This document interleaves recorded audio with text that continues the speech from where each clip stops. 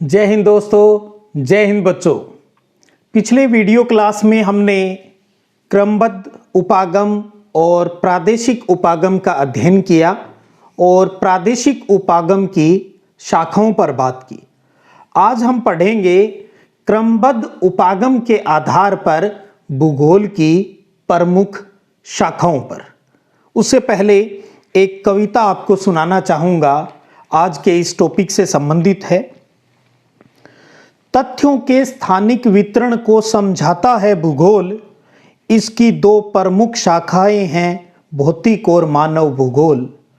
भौतिक तथ्यों के वर्णन को कहते हैं भौतिक भूगोल, मानव तथ्यों का विश्लेषण करता है मानव भूगोल। जो धरा के भौतिक तथ्यों का स्थानिक ज्ञान कराती है भूगोल की, वह प्रधान शाखा भौतिक भूगोल कहलाती है। भू संरचना, जलवायु, वनस्पति, प्राणी इसी में आते हैं। जल, जीव, वायुमंडल सब मिलकर इसका आकार बनाते हैं। मानव भूगोल में मानवीय तथ्यों का वर्णन आता है। यह मानव पर्यावरण मध्य अंतर संबंध बताता है। जनसंख्या, अधिवास मार्ग, व्यवसाय किए जो जाते हैं, कृषि, उद्योग और पशुपालन इसके अंदर आते हैं। तथ्यों के स्थानिक वितरण को समझाता है भूगोल, इसकी दो प्रमुख शाखाएं भौतिक और मानव भूगोल। तो बड़ी ही भौगोलिक काव्यांजलि ये आपने सुनी, जिसमें भौतिक भूगोल और मानव भूगोल क्या है उस पर बात की। तो टॉपिक को आगे बढ़ाते हैं और समझते हैं क्रमबद्ध उपागम के आधार पर भूगोल की शाखाएं। तो सबसे पहले तो ये समझिए, सामान्य बोलने में तो हम दो ही बोलते हैं भी, भौतिक भूगोल और मानव भूगोल। इस आधार पर ये तीन है क्रमबद्ध उपागम के आधार पर: भौतिक भूगोल, मानव भूगोल और जैव भूगोल, यानी फिजिकल ज्योग्राफी, ह्यूमन ज्योग्राफी और बायोलॉजिकल ज्योग्राफी। तो तीन शाखाएं हो गई और अब इन तीन शाखाओं की कुछ प्रमुख उप शाखाओं पर बात कर लेते हैं। एक चीज आप समझिए, आपको कहीं कोई टेंशन लेने की जरूरत नहीं है। इन सब चीजों से आप समझ जाएंगे जब आप 12वीं का अध्ययन करेंगे, और ये सारी चीजें आप पढ़ेंगे 11वीं क्लास में। जैसे जैसे हमारा चैप्टर आगे बढ़ता जाएगा तो आप समझ पाएंगे भी वास्तव में पहले चैप्टर में हम जिन ब्रांचेस की बात की वही तो हम पढ़ रहे हैं। बस आपको सिर्फ एक बेसिक नॉलेज है वो इस अध्याय में लेना है। तो सबसे पहले बात करते हैं फिजिकल ज्योग्राफी पर। इसकी पहली प्रमुख उपशाखा है भू आकृति विज्ञान, यानी जियोमॉर्फोलॉजी। इसके अंतर्गत हम भू आकृति यानी स्थल रूप या स्थल मंडल की जो आकृतियां हैं उनका अध्ययन करते हैं। तो भू आकृति की उत्पत्ति कैसे हुई, विकास, इसका अध्ययन किया जाता है। एक एक लाइन में मैं आप इसको नोट्स रूप में लिख लीजिएगा भी भू आकृति विज्ञान क्या है। तो भू आकृति विज्ञान में भू आकृति की उत्पत्ति और विकास का अध्ययन किया जाता है। दूसरी इसकी ब्रांच है जलवायु विज्ञान, यानी क्लाइमेटोलॉजी। इस के अंदर वायुमंडल की संरचना, मौसम और जलवायु के तत्व और जलवायु के प्रकार और जलवायु प्रदेश का अध्ययन किया जाता है। तो इसमें स्थल मंडल आ गया अपना, और इसमें अपना सारा वायुमंडल आ गया। तो वायुमंडल की संरचना, मौसम व जलवायु के तत्व, जलवायु के प्रकार और जलवायु प्रदेशों का अध्ययन क्लाइमेटोलॉजी में किया जाता है। तीसरी ब्रांच आती है अपनी जल विज्ञान, हाइड्रोलॉजी, यानी पानी वाली। तो जलमंडल की बात आ गई। तो इस विज्ञान में जलमंडल अर्थात समुद्र, नदियों और झीलों का अध्ययन है वो किया जाता है। इस आधार पर अगर हम आगे की बात करेंगे, आप और आगे की क्लासेस में जाएंगे तो आप अलग से पढ़ लेंगे। जैसे समुद्र विज्ञान, ओशियन कहते हैं, ओशियन ज्योग्राफी, और नदी, झीलें, इन सब के बारे में आगे जाकर ये अलग अलग नामकरण भी हो जाते हैं। चौथी शाखा है मृदा भूगोल, सोइल ज्योग्राफी। इसके अंतर्गत मिट्टी का निर्माण, मिट्टी के प्रकार और मिट्टी के वितरण का अध्ययन है वो किया जाता है। तो ये 4 प्रमुख उप शाखाओं को हमने जाना। अब ये भौतिक भूगोल की है, भूआकृति विज्ञान, जलवायु विज्ञान, जल विज्ञान और मृदा विज्ञान, और इसमें किसका अध्ययन करते हैं उसकी बात की। अब दूसरी प्रमुख उप शाखा मानव भूगोल पर बात कर लेते हैं, ह्यूमन ज्योग्राफी, जो +2 में आप डिटेल पढ़ेंगे। इसमें पहला आता है आपका आर्थिक भूगोल, इकोनॉमिक ज्योग्राफी। तो इसके अंतर्गत आप क्या पढ़ेंगे, कृषि, उद्योग, पर्यटन, व्यापार, परिवहन और संचार सेवाओं का अध्ययन किया जाता है। आगे क्लासेस में आप कृषि ज्योग्राफी, उद्योग ज्योग्राफी, व्यापार ज्योग्राफी, परिवहन ज्योग्राफी, इन नाम से भी आप ब्रांचेस हैं वो और पढ़ लेंगे। तो आर्थिक भूगोल में कृषि, उद्योग, पर्यटन, व्यापार, परिवहन और संचार सेवाओं का अध्ययन किया जाता है। उसके बाद आता है जनसंख्या भूगोल, पॉपुलेशन ज्योग्राफी। इसके अंतर्गत जनसंख्या का वितरण, घनत्व, वृद्धि, लिंगानुपात, आयु संरचना, प्रवास यानी माइग्रेशन, जनसंख्या की समस्या और समाधान का अध्ययन किया जाता है। ये विश्व स्तर पर भी हम पढ़ेंगे और प्रादेशिक यानी अलग अलग देशों के आधार पर भी हम इसका अध्ययन है वो +2 के अंदर करेंगे। तो जनसंख्या भूगोल में जनसंख्या संबंधी अध्ययन होता है। उसके बाद आता है अधिवास, जिसको इंग्लिश में बोलते हैं सेटलमेंट, अधिवास भूगोल, जहां हम रहते हैं उस जगह की बातें हो रही। तो इसके अंतर्गत ग्रामीण और नगरीय अधिवासियों की उत्पत्ति, प्रकार और पैटर्न का अध्ययन किया जाता है। यानी किस प्रकार हम जो अपने अधिवास सेटलमेंट, यानी आप ये समझे हमारा घर, मकान, झोंपड़ा जो हम बनाते हैं उसकी बात है, कहां बनाया है, किस प्रकार का है, कौन सी आकृति लिए हुए हैं। तो ये चीजें इसमें ग्रामीण क्षेत्र और नगरीय दोनों ही क्षेत्र की बस्तियों का अध्ययन इसके अंतर्गत किया जाता है। तो ग्रामीण और नगरीय अधिवासियों की उत्पत्ति कैसे हुई, इनके प्रकार क्या है, इनका पैटर्न यानी प्रतिरूप कैसा है, इसका अध्ययन अधिवास सेटलमेंट ज्योग्राफी में किया जाता है। अगली ब्रांच की बात करें तो राजनीतिक भूगोल, नाम से स्पष्ट है भी पॉलिटिकल साइंस की बातें इसके अंतर्गत इन्वॉल्व हो रही है, पॉलिटिकल ज्योग्राफी है। इसके अंतर्गत क्या है, विभिन्न देशों की सीमा यानी उसकी स्थिति की बात आ गई, उसके विस्तार, संसाधनों और विभिन्न देशों के साथ राजनीतिक संबंधों का अध्ययन है वो इसमें किया जाता है। अगली बात करें तो ऐतिहासिक भूगोल यानी हिस्टोरिकल आ गई, यानी इतिहास, ऐतिहासिक बातें भूगोल के संदर्भ में पढ़नी होती हैं।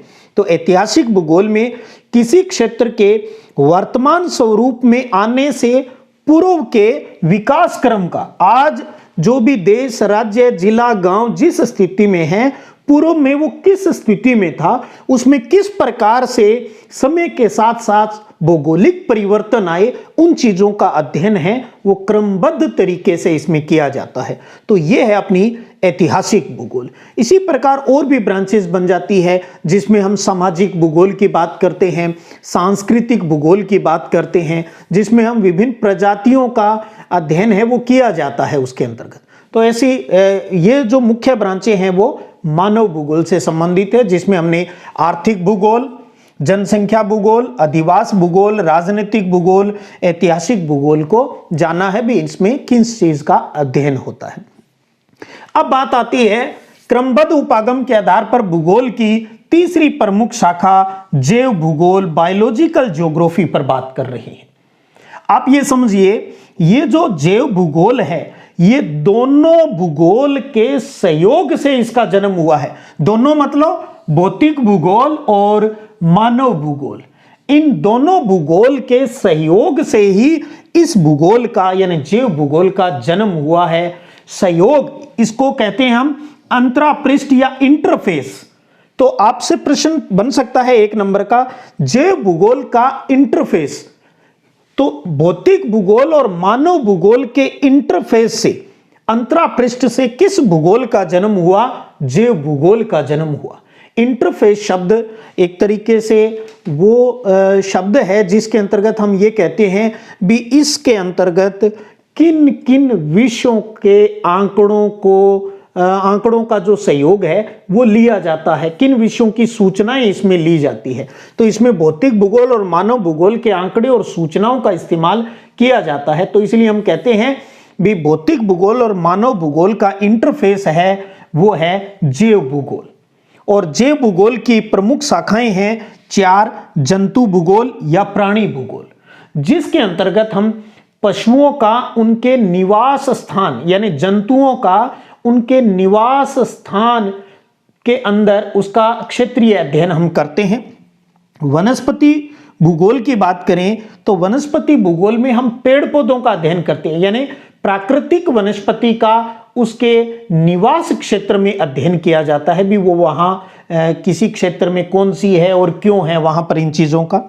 तीसरी आती है भूगोल की जैव भूगोल की शाखा पारिस्थितिकी भूगोल, इकोलॉजिकल ज्योग्राफी आती है। इसमें हम पारिस्थितिकी के विभिन्न घटकों की बात करते हैं और साथ में जो विभिन्न प्रजातियां पाई जाती है, स्पीसीज जो पाई जाती है, उनके निवास जो क्षेत्र है उसमें उस चीज का अध्ययन है वो किया जाता है। और चौथी ब्रांच है इसकी पर्यावरण यानी इन्वायरमेंटल ज्योग्राफी। इसके अंतर्गत पर्यावरण क्या है और पर्यावरण की जो विभिन्न जो प्रदूषण जो होते हैं, पर्यावरण प्रदूषण, उन चीजों का अध्ययन है वो इसके अंतर्गत किया जाता है। उन समस्याओं और समाधानों पर भी बात की जाती है। तो ये था अपना क्रमबद्ध उपागम के आधार पर भूगोल की तीनों शाखाओं का उल्लेख। भौतिक भूगोल क्या है, मानव भूगोल क्या है, जैव भूगोल क्या है और इनकी कुछ प्रमुख उपशाखाओं की जानकारी और परिभाषाओं की हमने बात की है। और अब हम बात करते हैं कुछ ऐसे पक्षों पर जो कि सभी विषयों के लिए कॉमन होते हैं। चाहे आप किसी भी चाहे भौतिक भूगोल का अध्ययन करें, मानव भूगोल का अध्ययन करें, जैव भूगोल का अध्ययन करें, या चाहे प्रादेशिक उपागम पर आधारित जो भूगोल की शाखाएं हैं उनकी बात करो, या किसी भी विषय का अध्ययन करो, तो वो ऐसे पक्ष जो कॉमन होते हैं किसी भी विषय के अध्ययन में, वो कॉमन होते हैं, जो जरूर पढ़े जाते हैं, जिनकी बात की जाती है। अब हम उनकी बात कर लेते हैं। तो भूगोल के सभी विषयों के उभयनिष्ठ जो दो पक्ष हैं उनकी बात कर लेते हैं। पहला है दर्शन, फिलोसफी, और दूसरा है विधि और तकनीक। दर्शन के अंदर, फिलोसफी के अंदर हम क्या करते हैं, इसमें हम भौगोलिक चिंतन की बात करते हैं। और दूसरा आता है मानव पारिस्थितिकी। अब इसमें कोई भी विषय पढ़े उसके चिंतन पर जरूर बात की जाती है। भूगोल की बात कर रहे हैं तो भौगोलिक चिंतन पर। किसी भी सब्जेक्ट का जो डेवलपमेंट है वो रातों रात नहीं होता है। हर सब्जेक्ट का, चाहे हम भूगोल की यहां बात कर रहे हैं तो भूगोल का विकास ही रातों रात नहीं हुआ, हजारों साल लग गए इस सब्जेक्ट के डेवलपमेंट में। तो जब जहां अगर हम बात करें अपने ईसा पूर्व से पहले की भी बातें करें, उस टाइम का सामाजिक, आर्थिक, राजनीतिक जीवन कैसा था, तो जो विचारक थे, जो चिंतन करते थे, किसी ज्ञान पर जो सोचते थे, तो उन पर उस टाइम का प्रभाव था, उसके हिसाब से वो चीजों की व्याख्या करते थे। समय के साथ साथ जैसे जैसे समय बदलता जाता, उनके विचार, वहां का सिस्टम चेंज होता, तो उनके विचार भी चेंज होते। तो धीरे धीरे फिर हम प्राचीन से, मध्य से फिर हम आधुनिक काल तक पहुंचते हैं और आज के संदर्भ में फिर बात करते हैं भी हाँ पहले ये बात थी, अब ये बातें हैं। तो किसी भी सब्जेक्ट को गहराई से समझने के लिए हमें उसके चिंतन को समझना बहुत जरूरी होता है। तो इसलिए कहते हैं ना, भी दो मुख्य पक्ष में फिलोसफी है, दर्शन है, तो उसमें भूगोल की बात करें तो पहले भूगोलिक चिंतन को समझना होगा। तभी आप, जब आप और आगे की क्लासेस में जाएंगे, बड़ी क्लासेस में, तो भौगोलिक चिंतन की अलग से आपको किताब मिलेगी, जिसमें आपको एक एक भूगोलवेत्ता द्वारा किए गए कार्य को आप अच्छे से समझ पाएंगे। दूसरा, मानव पारिस्थितिकी। भूगोल ऐसे किसी भी चीज का अध्ययन नहीं करता है जिसका संबंध है वो मानव से नहीं हो। तो आप ऐसे समझिए भी, इसके हिसाब से हम ये समझाने की कोशिश कर रहे हैं भी भूगोल उन चीजों का अध्ययन करता है जो मानव से जुड़ी हुई है। तो जब भूगोल की बात हो रही है तो हम उसके चिंतन पर बात करेंगे और उसकी इकोलॉजी पर, और किसकी इकोलॉजी, ह्यूमन की इकोलॉजी पर बात करेंगे। तो ये एक कॉमन जो एस्पेक्ट है ज्योग्राफी का।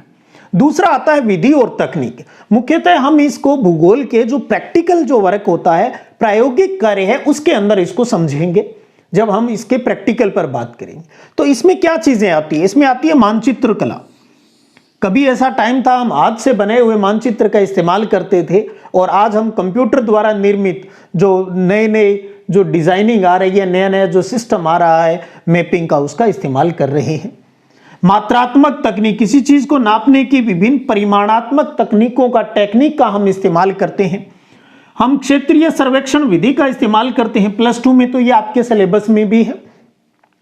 और भू सूचना की जानकारी प्राप्त करते हैं, जिसमें हम बात करते हैं जीआईएस, जियोलॉजिकल जो कहते हैं ग्लोबल इंफॉर्मेशन सिस्टम, और दूसरा है जीपीएस, ग्लोबल पोजीशनिंग सिस्टम। तो जीआईएस, जीपीएस तकनीक का इस्तेमाल भी हम आज करते हैं। तो इन चीजों के बारे में हम प्रायोगिक कार्य में अध्ययन करेंगे। तो ये थे भूगोल के सभी विषयों के उभयनिष्ठ जो 2 कॉमन एस्पेक्ट थे, उनकी हमने बात की है। तो एक चीज आप अच्छे से अब समझ गए होंगे, कोई भी सब्जेक्ट जब हम तैयार करते हैं, चाहे वो 11वीं 12वीं की बात कर लें, एक सिलेबस को जब हम तैयार करते हैं तो एक स्पेशल स्ट्रक्चर, एक ढांचे के माध्यम से पढ़ाया जाता है। अब आप समझ गए होंगे भी 11वीं क्लास में आप क्या पढ़ोगे, अब भौतिक भूगोल, और भौतिक भूगोल के जो मूल जो तत्व हैं उनकी बात करेंगे आप। और 12वीं क्लास में मानव भूगोल और मानव भूगोल के जो मूल तत्व हैं, जो सिद्धांत है, उनके बारे में आप पढ़ोगे। और अब आगे हम पढ़ने जा रहे हैं भी भूगोल वैज्ञानिक विषय कैसे है, और दूसरा भी भूगोल का जो क्षेत्रीय विभिन्नता का जो अध्ययन करने की जो बात आती है, वो कहां तक तार्किक है। उन चीजों को समझते हुए और आज की क्लास को हम फिर विराम देंगे। तो बच्चों, अब अपने 2 और महत्वपूर्ण प्रश्नों पर बात कर लेते हैं, जिसमें एक है, क्या भूगोल को क्षेत्रीय विभिन्नता का अध्ययन मानना तार्किक है? क्या इस बात में क्या कोई लॉजिक है भी भूगोल है वो क्षेत्रीय विभिन्नता का अध्ययन करता है? इस बात को आपको समझाना है। तो आप सबसे पहले तो ये लिखेंगे, हां, भूगोल को क्षेत्रीय विभिन्नता का अध्ययन मानना तार्किक है। क्यों?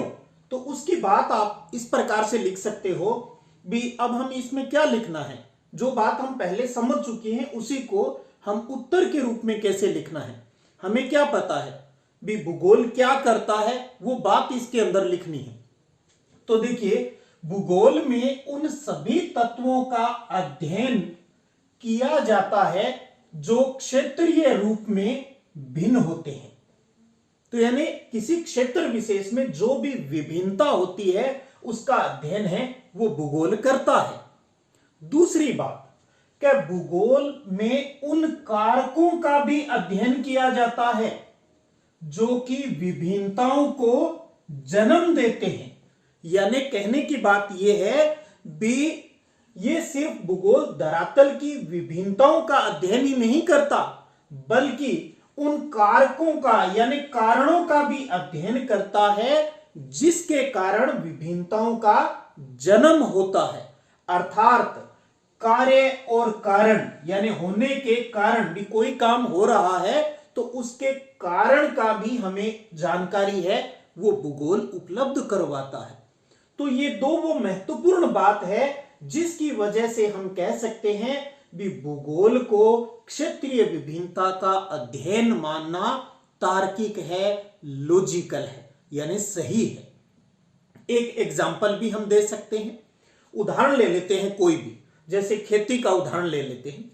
क्या फसल यानी खेती के स्वरूप में क्षेत्रीय भिन्नता पाई जाती है, यानी अलग अलग जगह अलग अलग प्रकार की कृषि होती है। तो कारण क्या हो सकता है अलग अलग प्रकार की होने की? वहां की जो मिट्टी है, वहां की जो जलवायु है, बाजार की मांग कैसी है वहां पर, या किसानों की खर्च क्षमता कैसी है, या उस खेती से संबंधित उनकी तकनीक कैसी है, इन विभिन्नताओं से संबंधित होती है। भी अलग अलग क्षेत्रों में अलग अलग प्रकार की फसल का बोया जाने का ये कारण हो सकता है भी, वहां की जो मिट्टी है वो अलग प्रकार की हो, वहां का क्लाइमेट अलग प्रकार का हो, वहां उस बाजार की जो मांग है जहां पर वो क्षेत्र है उसके नजदीक का जो बाजार है वहां पर डिमांड कैसी है, उस हिसाब से किसानों ने बोई होगी। कहीं गेहूं की मांग ज्यादा है तो लोग गेहूं बीज लेंगे, और कहीं पर अगर सब्जियों की मांग ज्यादा है तो किसान सब्जियां बीज लेंगे। तो यानी इस प्रकार अलग अलग क्षेत्रों में जो विभिन्नताएं होती है, उन विभिन्नताओं को अध्ययन के साथ साथ उनके कारणों की जानकारी भी हमें भूगोल कराता है। तो इस प्रकार भूगोल क्या कर रहा है, दो तत्वों के मध्य कार्य और कारण संबंध है वो ज्ञात कराता है। तो इसलिए इसे क्षेत्रीय विभिन्नता का अध्ययन मानना तार्किक होगा। तो इस प्रश्न का इस प्रकार से आपको आंसर लिखना है। आप अपनी इस नोटबुक में इसको नोट भी कर लीजिए। और एक प्यारा प्रश्न और है, और वो है, क्या भूगोल एक वैज्ञानिक विषय है? क्या हम भूगोल को साइंस कह सकते हैं? अगर कह सकते हैं तो वो कौन से आधार है जिसके हिसाब से कहते हैं? देखिएगा, साइंस में क्या होता है, विज्ञान हम किसे कहते हैं? विज्ञान में जब किसी चीज यानी कोई चीज है यानी क्या है, वो कहां है, इसके साथ साथ जब वो क्यों का जवाब दे देता है कोई भी सब्जेक्ट, तो उसे हम साइंस में, विज्ञान में प्रमाणित कर लेते हैं, साइंस मान लेते हैं। तो यहां पर इस बात को ही समझते हैं भी भूगोल किन किन प्रश्नों के जवाब देने लग गया है या देता है, जिस आधार पर हम ये कह सकते हैं भी भूगोल एक वैज्ञानिक विषय है। तो सबसे पहले तो मैं आपको ये बता दूं भी भूगोल एक वैज्ञानिक विषय है, एक साइंटिफिक सब्जेक्ट है, ये बात आपको सबसे पहले लिखनी है। और एक वैज्ञानिक विषय के रूप में भूगोल 3 वर्गों के 3 प्रकार के प्रश्नों से संबंधित है। 3 प्रश्न कौन कौन से हैं? एक है क्या, दूसरा है कहां, और तीसरा है क्यों। तो भूगोल भी इन 3 प्रश्नों के जवाब देता है, और 3 प्रश्नों के जवाब सही दे रहा है भूगोल, तो हम कह देंगे भी ये भी विज्ञान है, एक साइंटिफिक सब्जेक्ट है। देखिए क्या होता है इसमें। सबसे पहले क्या, कुछ प्रश्न ऐसे होते हैं जो भूतल पर पाई जाने वाली प्राकृतिक और सांस्कृतिक विशेषताओं मतलब प्राकृतिक और सांस्कृतिक जो विभिन्नताएं हैं, उन विशेषताओं के प्रतिरूप की पहचान से जुड़ा होता है। क्या के अंदर किस प्रकार के प्रश्न आते हैं? प्राकृतिक और सांस्कृतिक विशेषताओं के पैटर्न की पहचान से जुड़े हुए होते हैं, यानी वो क्या प्रश्न का उत्तर देते हैं। तो इसमें आप ये समझ पा रहे हो भी पहचान होती है, भी क्या है यानी कौन से तत्व है, उसकी जानकारी क्या के अंदर होती है। हम उदाहरण भी करेंगे अभी। दूसरा कहां, तो यानी पृथ्वी पर जो प्राकृतिक और सांस्कृतिक तत्वों के ये वितरण से जुड़े हुए होते हैं, भी कहां है वो चीज। हमने कहा ये चीज है, फिर हमने कहा भी ये चीज कहां है, यानी उसके वितरण से संबंधित है। ये पहचान से और ये वितरण से संबंधित है। तो 2 बात भी क्या और कहां, यानी कौन से तत्व, कौन सी चीज कहां स्थित है, इसकी जानकारी इन 2 प्रश्नों में आ गई। भी कौन सी चीज यानी क्या, कहां है, वो इसमें 2 प्रश्नों तक आ गई। तो इन 2 प्रश्नों में से तो साइंस की बात नहीं निकल पा रही। तीसरी बात, जब क्यों का जवाब भूगोल देने लगा, तभी ये विज्ञान विषय के रूप में शामिल हुआ। क्योंकि प्रश्नों का यह जो तीसरा वर्ग है, ये व्याख्या करता है या तत्वों के बीच कार्य कारण के संबंध से जुड़ा होता है, यानी उस चीज के कारण की जानकारी देता है भी ऐसा क्यों है। जैसे एक उदाहरण ले लेते हैं, एक सामान्य सा उदाहरण। जैसे किसी जगह पृथ्वी में हलचल